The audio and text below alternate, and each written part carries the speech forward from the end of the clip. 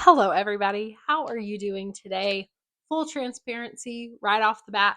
I recorded this video once already and the audio did not record for some reason. So I went to edit it and there was no sound. And the sound that I did hear kind of a little bit was really bad.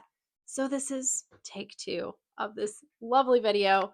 I really wanted to make sure that I shared it today. So here it is. September is literally right around the corner, and that means that it is almost time for one of my favorite reading events of the year, the Autumn Equinox of the Orilium Magical Readathon that is put on by Book Roast. If you have not heard of this reading challenge, I am going to leave links in the description for Book Roast's videos about what the reading challenge is in general and specifically what the Autumn Equinox looks like this year.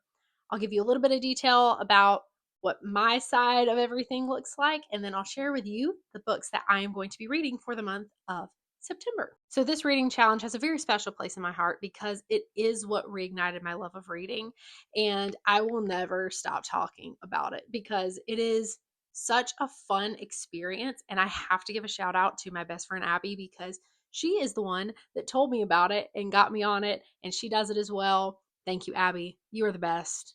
I love you very much.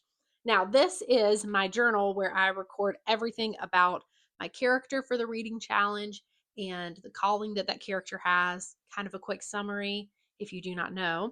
The way that the Orilium reading challenge works is you make a character, can be however detailed you want it to be, that is enrolled in the Orilium Academy, and they are studying to get a certain calling, which is like a career that they want to go into. And for the spring equinox, which is in April, and the autumn equinox in September, there are different courses that they have to complete. And to complete those courses, you as the reader have to read certain books. And reading those books gets that character certified for that semester, and they're able to pass it. And there's some extra little challenges that go along with it too, which is really fun. But I am going to insert some clips from my journal pages as I go through this video. If you are interested in getting a full tour of the journal, I can definitely do that in another video. Just let me know in the comments below. So my character's name is Betula Fiddleleaf because I wanted a very botanical, fun, whimsical name for my character. And she is studying the calling of Story Weaver. I chose this for a couple of reasons. Number one, anything that has to do with storytelling in a fantastical setting is my like vibe totally. So that was why I chose that primarily, but also because of the requirements of the reading that needs to be done for the spring and the autumn equinox. Now, some of the callings have a lot of reading that you do, some of them not so much. This one does not have that much. And I did that initially when I started because I wanted to make sure it was an attainable thing that I could do. So there's 3 courses that my character is studying for the autumn equinox. It is Inscription, Lore, and Psionics and Divination. And for each of those courses, depending on what your character is studying, there are certain levels of achievement they have to reach. There's 3 levels to that. There's O for ordinary, there is Q for qualified, and there is D for distinguished. So my character has to get an O in Inscription, a Q in Psionics and Divination, and then a D in Lore. And the way that that works is O is one book, Q is a different book, and D is a different book than that. So in order to get O, you read just the O book. For Q, you read O and Q. And then for D, you have to read all 3 in that category. And there are prompts for what works for each one of those. So I am going to go course by course and explain which book I picked for the given prompt and talk a little bit about why I picked that book. First, I'm going to start with Inscription because it is the only course that I have one book for. And the book that I chose for it is Holding by Graham Norton. Now, the reason I chose this particular book is because the prompt was the magic of primes. So the title had to have a number of letters that equaled a prime number. There are 7 letters in the title. 7 is a prime number, so it worked perfectly.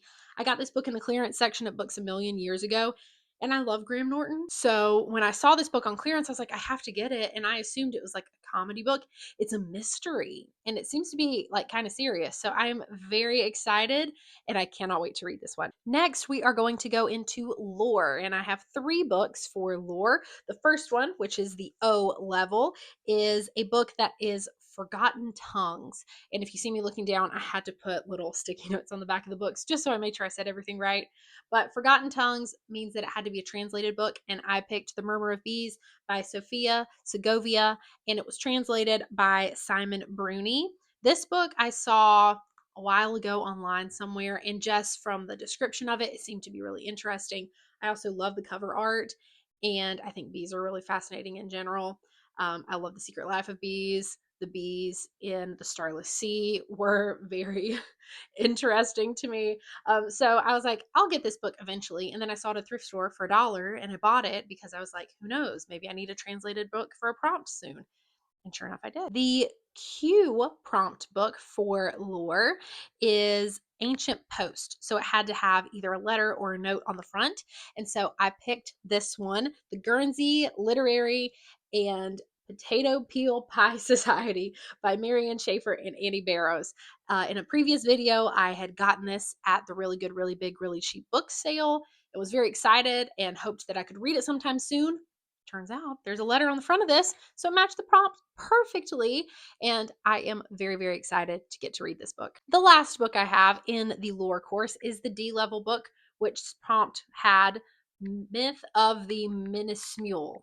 Very much a tongue twister, but basically the title had to have at least 2 M's in it. And so the book I chose is one that I have had on my personal TBR for this year, and it is Animal, Vegetable, Miracle, A Year of Food Life by Barbara Kingsolver. Now, that name may sound really familiar because Barbara Kingsolver wrote Demon Copperhead, and this book is very different than that because it is based on her life and just her family's experience as they moved to a rural area and started growing their own food and living off of what they were able to create and have at their home. So very different than what I typically read, but I'm very excited to get to read this one this month.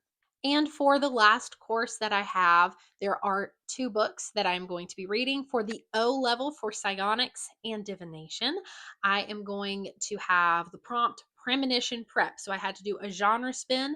There was a wheel that I found online that had lots of different reading genres in it, and I spun it, and this was the result.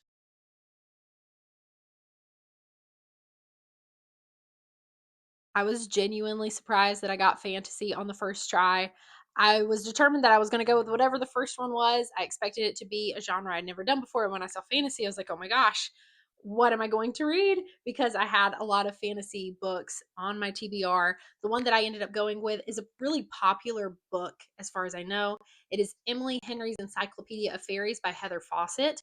I have wanted to read this book for a long time, and it is not like high fantasy, but it does have fantasy elements and it is technically a fantasy book. So I am very excited to get to read that one this month. I don't have a physical copy of it right now because I'm going to be borrowing it from my local library. And the Q level book for Psionics and Divination I have was the prompt Future Sight. And that meant that it had to be a book that was either a TV or a movie adaptation. And there were lots of books that I had looked at that I was thinking about reading and I contemplated it. But I eventually settled on this one because I've seen clips of the movie, but not the whole movie yet. And so I thought I'll read the book first and then watch the movie because I've heard they are different. So the book that I'm going to read for that is Howl's Moving Castle by Diana Wynne Jones.